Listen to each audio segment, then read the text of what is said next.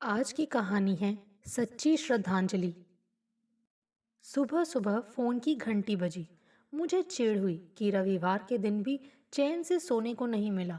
Phone उठाया तो नीता बुआ की आवाज आई, रिया बेटा, शाम तक आ जाओ, तुम्हारे पापा और निर्मला की शादी है। मुझे बहुत तेज गुस्सा आ गया। लगभग चीखते हुए बोला, नीता बुआ, आपको मेरे साथ इतना भद्दा मजाक नहीं करना चाहिए। वे तुरंत बोली, बेटा मैं मजाक नहीं कर रही हूँ, बल्कि तुम्हें खबर दे रही हूँ। मैंने फोन काट दिया।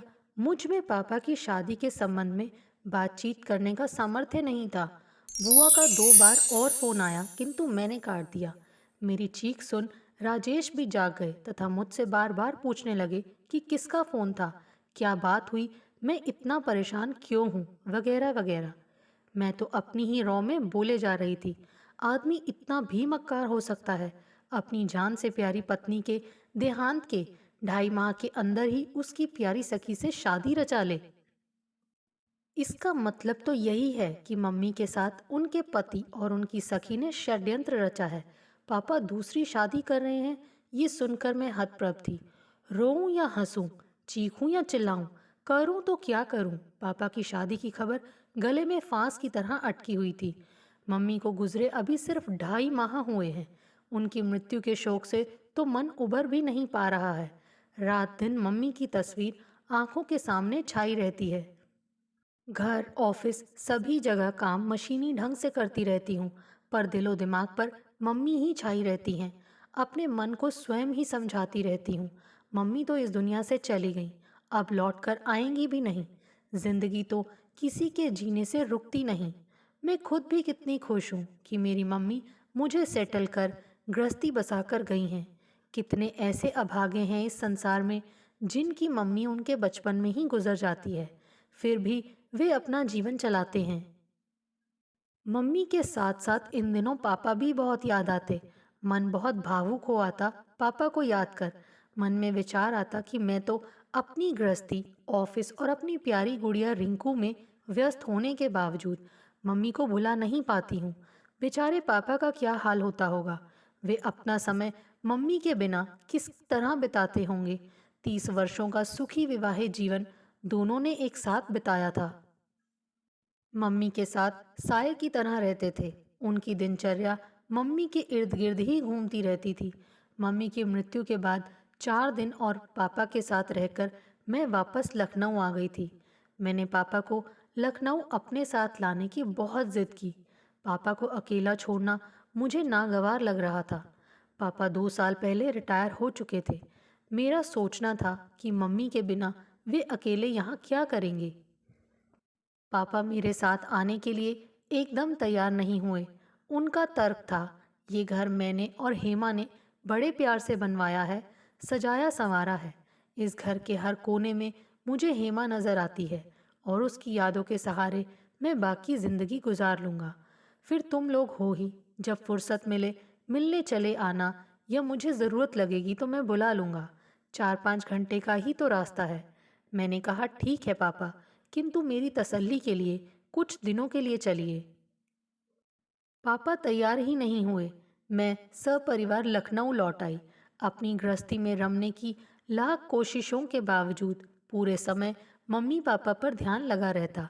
पापा से रोज फोन से बात कर लेती। पापा ठीक से हैं ये जानकर मन को कुछ तसल्ली होती। आज अचानक नीता बुआ से पापा की शादी की खबर मिलना मेरे जीवन में झंझावात से कम न था। मेरी दशा पागलों जैसी हो रही थी। मन में बार बार यही ख्याल आता कि बुआ ने कहीं मजाक ही किया हो, ये खबर सही ना हो। निर्मला आंटी और मम्मी कॉलेज के दिनों से ही अच्छी सहेलियां थी और शादी के बाद भी दोनों अच्छी सहेलियां बनी रहीं। निर्मला आंटी आगरा में रहती थी। उनके पति बेहद स्मार्ट और हैंडसम थे। वह अच्छे ओहदे पर कार्यरत थे, लेकिन शादी के 2 साल बाद ही एक्सीडेंट में उनका देहांत हो गया। निर्मला आंटी को उनके पति के ऑफिस में काम पर रख लिया गया, लेकिन उनके ससुराल वालों ने उन्हें अभागी मान उनसे संबंध तोड़ लिया। उनकी सास बहुत कड़े स्वभाव की थी।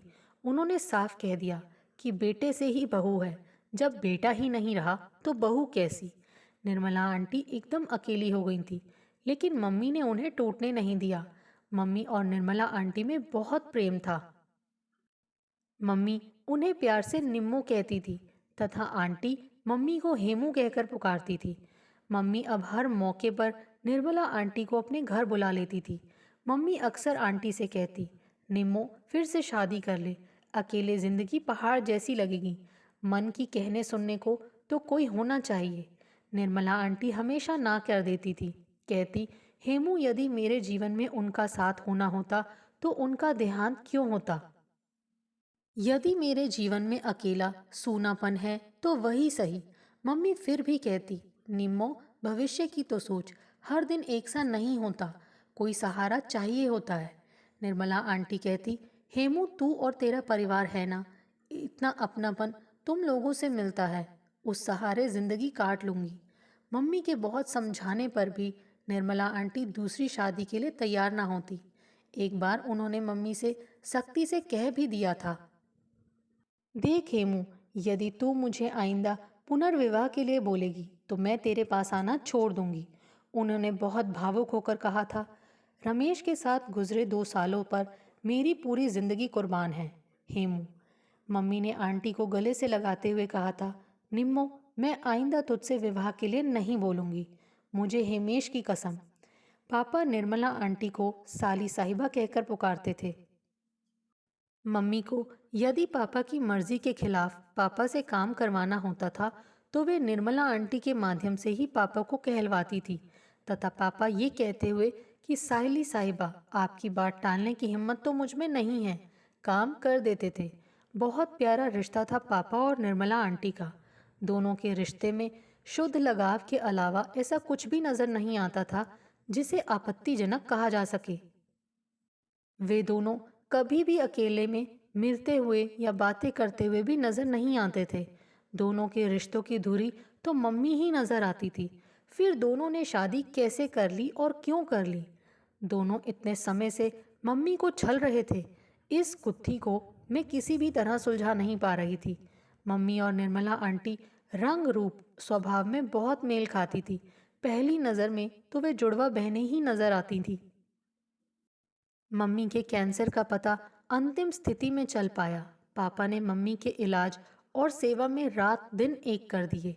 मैंने उन्हें छिप छिप कर रोते हुए देखा था। मम्मी की हालत की खबर निर्मला आंटी को भी दे दी गई थी। वे खबर मिलते ही मम्मी के पास पहुंच गई। आते ही मम्मी की सेवा में लग गई। कितना प्यार करती थी मम्मी को वे। कभी कभी उनकी बुदबुदाहट मुझे सुनाई भी पड़ी थी। ये क्या हो गया, मेरी हेमू को कुछ नहीं होना चाहिए, उसे बचा लो, मुझे उठा लो, उसके सारे कष्ट मुझे दे दो। फिर वही सवाल दिमाग को मतने लगता कि कैसे दोनों ने शादी कर ली। इसका मतलब तो यही है कि दोनों मम्मा के सामने नाटक कर रहे थे।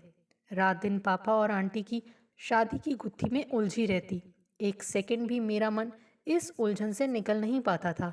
नतीजन इसका असर मेरे स्वास्थ्य पर पड़ना ही था, सो पड़ गया। राजेश ने मुझे डॉक्टर को दिखाया।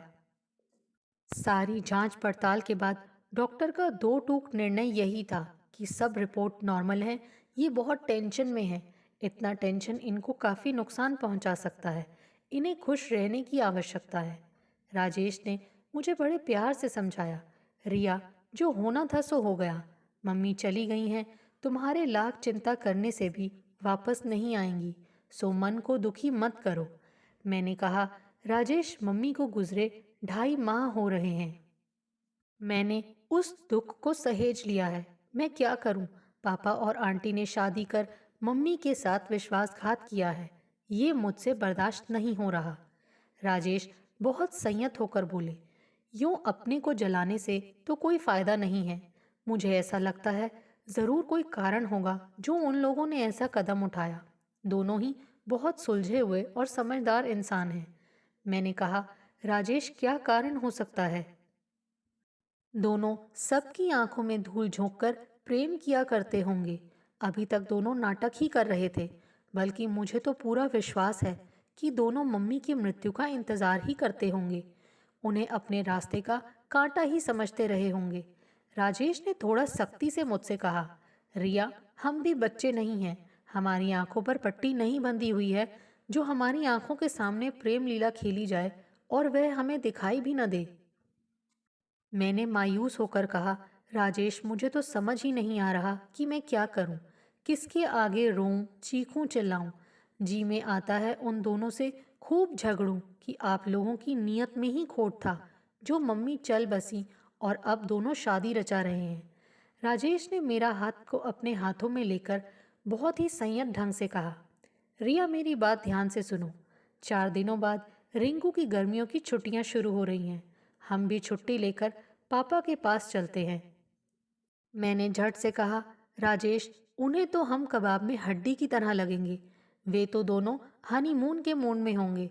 अब निर्मला आंटी मेरी आंटी नहीं बल्कि मेरी सौतेली माँ बन बैठी हैं। न जाने कैसा व्यवहार करें। मैंने बात और विस्तार से समझाने के लिए राजेश से कहा, अब तो पापा पर भी भरोसा नहीं रहा, कहीं वे हम लोगों का अपमान न कर बैठें। मेरी तो छोड़ो, तुम्हारे अपमान को मैं बर्दाश्त नहीं कर पाऊंगी। राजेश ने मेरे कंधों पर हाथ रखते हुए बड़े धैर्य से जवाब दिया, यदि नहीं मिलना चाहेंगे या हमारा अपमान करेंगे, हम तुरंत लौट आएंगे और फिर दोबारा उनके पास नहीं जाएंगे। हम यही समझ लेंगे कि मम्मी तो अब इस दुनिया में नहीं है और पापा से अब हमारा कोई संबंध नहीं है। मैं चुपचाप राजेश की बातें सुन रही थी। तुम्हें मुझसे वादा करना होगा कि तुम उसके बाद पापा की चिंता करना छोड़ दोगी, उन्होंने बड़े प्यार से कहा। मुझसे मेरी बीवी उदास और बुझी बुझी देखी नहीं जाती, इसलिए एक बार तो ये रिस्क लेना ही होगा, एक बार चलकर देखना ही होगा। हम जब पापा के पास पहुंचे उस समय सुबह के लगभग 8 बज रहे थे। पापा बागबानी में लगे हुए थे। हमें देखते ही गेट तक आए और बोले, अरे, तुम लोग बिना खबर दिए आए, खबर करते तो मैं स्टेशन आ जाता। राजेश ने धीरे से मुझसे कहा, रिया, गुस्से को जब्त रखना और अपनी तरफ से कुछ भी अपमानजनक नहीं करना। राजेश ने टैक्सी से निकलते हुए कहा, अचानक ही प्रोग्राम बन गया इसीलिए चले आए। मैं अपने क्रोध को किसी तरह रोकने की कोशिश कर रही थी, फिर भी मुंह से निकल ही गया। हमें लगा आपको फुर्सत कहाँ होगी, फिर हमें लाने की आपको अनुमति मिले न मिले। पापा कुछ भी नहीं बोले, हमें अंदर लेवा लाए और बोले, निम्मो, देखो कौन आया है। पापा के मुंह से निम्मो सुन मैं अंदर ही अंदर तिलमिला गई। निर्मला आंटी तुरंत हाथ पोंछती हुई हमारे पास आ गई, शायद किचन में थी। आते ही बोली, अरे बेटी रिया, कैसी हो? राजेश, रिंकू, तुम सभी को देखकर बहुत खुशी हो रही है। फिर रिंकू को दुलारते हुए बोली, तुम लोग फ्रेश हो लो, मैं नाश्ते की तैयारी करती हूँ। हम सभी साथ ही नाश्ता करेंगे। मैंने कुछ भी नहीं कहा। अपना मायका आज मुझे अपना सा लग ही नहीं रहा था। चुपचाप हमने थोड़ा थोड़ा नाश्ता कर लिया। निर्मला आंटी ने राजेश के पसंद के आलू के परांठे बनाए थे तथा रिंकू की पसंद की गाढ़ी सेवइयां भी बनाई थी। पापा का बेडरूम वैसा ही था जैसा मम्मी के समय रहता था।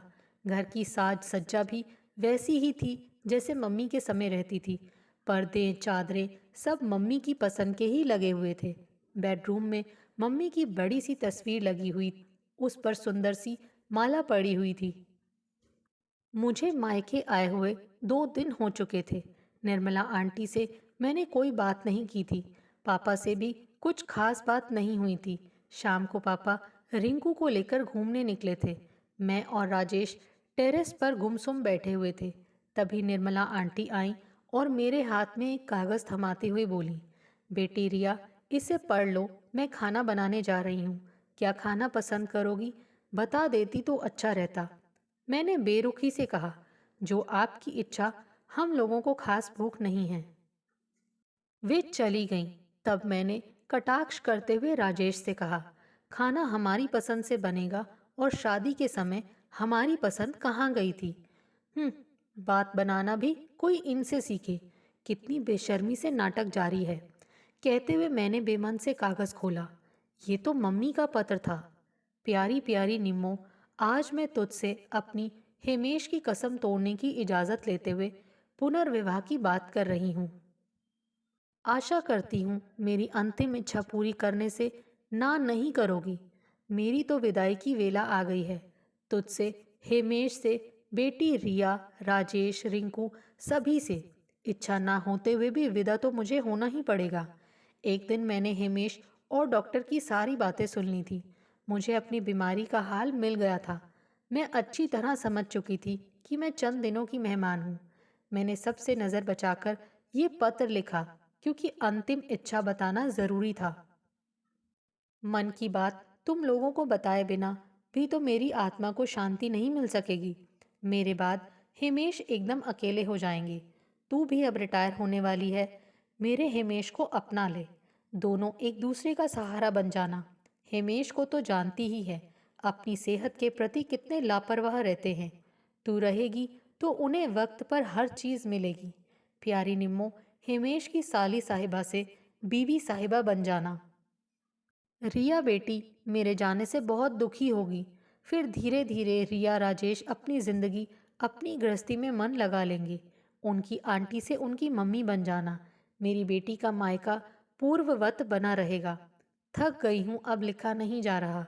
बोल देती हूँ, तुम दोनों की शादी ही तुम दोनों की तरफ से मेरे लिए सच्ची श्रद्धांजलि होगी। तेरी, हेमू। पत्र पढ़कर मेरी आंखों से आंसू गिरने लगे। राजेश ने भी मेरे साथ ही पत्र पढ़ लिया था। उन्होंने मेरा हाथ अपने हाथ में ले लिया और बोले, चलो सारी गलतफहमियां दूर हो गईं। चलकर देखें मम्मी क्या कर रही हैं। हम लोग किचन में गए। देखा निर्मला आंटी खाना बनाने में व्यस्त थी। पापा भी किचन में ही थे। वे सलाद काट रहे थे। मैं निर्मला आंटी के पास गई तथा बोली, क्या बना रही हैं मम्मी। निर्मला आंटी की आंखें डबडबा आईं। उन्होंने प्यार से मेरा हाथ अपने हाथों में ले लिया। फिर धीरे से कहा, हिमेश और मेरा शादी करने का एकदम मन नहीं था। हमने कभी एक दूसरे को इस नज़र से देखा ही नहीं था। लेकिन हेमू की अंतिम इच्छा पूरी करने के लिए शादी करनी पड़ी। मंदिर में तुम्हारे बुआ फूफा की उपस्थिति में हमने एक दूसरे को माला पहनाई। हिमेश ने मेरी सूनी मांग में सिंदूर भर दिया। हो गई शादी। तुम्हारी नीता बुआ ने मिठाई खिलाकर हमारा मुंह मीठा कराया। मैं चुपचाप उन्हें देखे जा रही थी। उन्होंने आगे कहा, तुम्हें बताने की हिम्मत मुझ में और हिमेश में नहीं थी। तुम्हें बताने की जिम्मेदारी नीता ने ले ली। उसने तुम्हें सारी बातें बताने की कोशिश की, लेकिन तुमने उसके फ़ोन काट दिए। बात नहीं सुनी उसकी। वैसे बेटा, तुमने भी वही किया जो एक बेटी अपनी मम्मी को खोने के बाद इस तरह की खबर सुनकर करेगी। हमें तुमसे, मैंने बीच में ही निर्मला आंटी की बात काटते हुए कहा, आप लोगों से माफ़ी मांगने लायक तो नहीं हूँ, लेकिन फिर भी हो सके तो मुझे माफ़ कर दीजिए। सॉरी मम्मी, सॉरी पापा। मम्मी पापा दोनों ने आगे बढ़कर मुझे गले से लगा लिया। मैंने देखा राजेश रिंकू को गोद में लिए पूरी तरह संतुष्ट नजर आ रहे थे। वे भी मुझसे नज़र मिलाते ही मुस्कुरा दिए। इस दौरान एक विचार दिल और दिमाग को लगातार मत रहा था कि दो उदास और तन्हा प्राणियों को एक कर जीने का मौका देना क्या हमारा कर्तव्य नहीं बनता है। इस विचार के आते ही मम्मी के प्रति श्रद्धा से सिर झुक गया। दोस्तों, आपको हमारी ये कहानी कैसे लगी? प्लीज़ कमेंट्स करके बताइए। Thanks for watching this video.